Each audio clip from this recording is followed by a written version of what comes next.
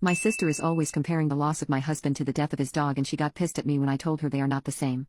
To make a long story short, I lost my husband only a month ago. It's hard, I'm still grieving and I miss him every day. I have to take medication for depression and anxiety to help me get through the day. Last week, my sister's dog was put down due to some health issues, and she was very upset, which is understandable. She called me as soon as it happened and said I was the only sibling who would understand her pain.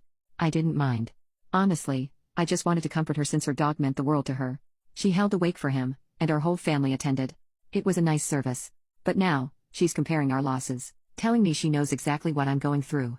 She can relate to the pain of losing someone so close to you. She calls me asking if we should visit graves together. It was fine the first time, but it's constant. She goes 3 times a day. It's already challenging to go once a week, and she knows this. I feel like she's not even considering my own grief process. Anyway, I told her that grieving her dog is not the same as grieving my husband. She's upset and refusing to talk to me now. I get it was uncalled for, really. But my loss is new to me, too, and I guess I just got frustrated with how different we're dealing with our losses. I don't know, but I feel like she should understand where I'm coming from, too. A dog is not the same as a husband. A dog can't love you back like a husband can. A dog can't read to your children like a husband can. A dog can't make soup when you're ill like a husband can. It's really hard for me right now to discern when I'm being condescending or not. I don't know if it's a side effect of my medication or if the empathetic part of my brain has shut down. But I am getting tired of her comparing our pain when she lost her dog, and I lost my world. At the very least, she still has her husband. I have 2 young children at home, processing a loss unimaginable to most kids their age. And she's trying to whisk me away to graveyards to visit her dog. Update, I know where I went wrong. After all, it's the whole reason for the post, and I can see where my sister went wrong.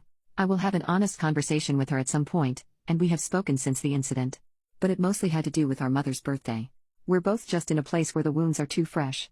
It doesn't help that as a big sister, I am normally always her rock, but this time, I was more like a deflated balloon dealing with so many other things on my mind. It's been a roller coaster this past month, and I think the graveyard visits were possibly more triggering than I realized then.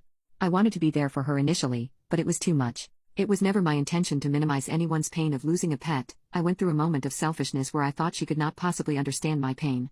I know losing a pet is a painful process for many people. But at the time, I did not think of it as insulting because I didn't mean to imply she shouldn't feel grief over a pet. I had meant it as she couldn't understand the continuous effects of losing your partner and co-parent. Something new always pops up that he would normally deal with, such as a plumbing issue, having to fix some shelves, or the kids wanting to have a barbecue. I lack in so many things he could easily sort out, and it makes me feel like a horrible parent and wife, like I was burdening him with so much. I plan to explain all of this to her. I think she'll understand. We've been through worse, and we've made it out fine. I have faith that our relationship will only become stronger from this. I love her, and she's mine as much as I am her rock. But in this particular instance, perhaps keeping a distance is safer for our relationship. We're just too different when we grieve. It's not compatible. But that doesn't mean I don't care about what she's going through.